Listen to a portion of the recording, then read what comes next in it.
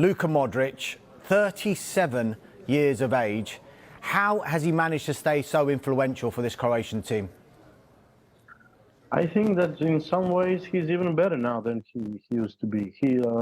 Years might have slowed him down a little bit, but I don't think his speed of thinking is any slower now. It might even be faster now. And the way he plays, it's just incredible. I don't even know what words to use. He does, do they? Modric says that the spirit of Croatia and its fight for independence 20 years ago lives on in the team. How important is that mentality, and is that something that you've noticed? Well, maybe for some of the players. I don't think that's their main source of motivation. I think they're just the atmosphere within the team is really good. Not all of them are friends with each other, but they are really on good relations, and it feels like a family for them. I think that's more important than these kinds of historical motivations. Aleksandar, Modric is only 18 months away from the Euros, as are all of these players, but he'll be in his 40s by the time the next World Cup will be coming around. How long do you think he can realistically go on for? It's really difficult to say. You see players like Cristiano Ronaldo, who he looked like he was going to play for years, and then suddenly he just loses something.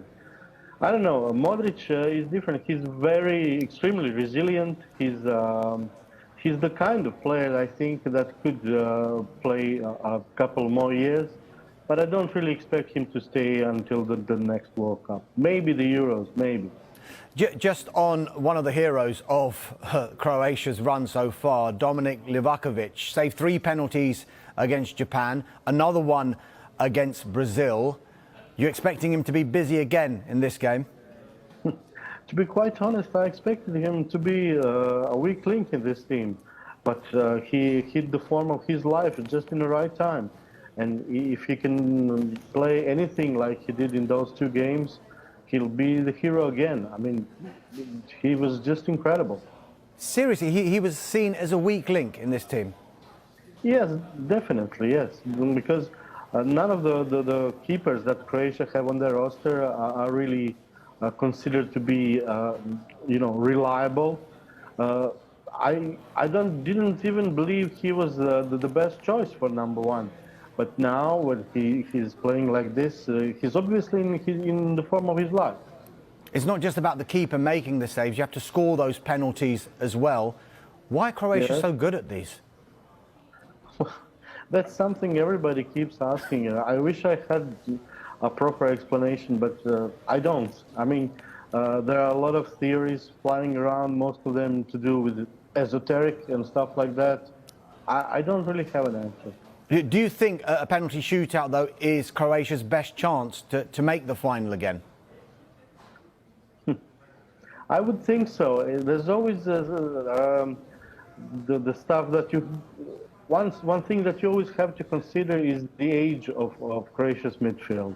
And this midfield core plus Perisic, they are really old now. In the game against Japan, most of them, or all of them, had to leave the pitch before the end of 120 minutes. So this is an issue. Fatigue is really an issue for Croatia should they come to extra time. But against Brazil, they played like young men and didn't seem to have any trouble with it. So I don't know. I mean, definitely, if they reach penalties, they will have, again, a good chance. But Argentina is also good at penalties.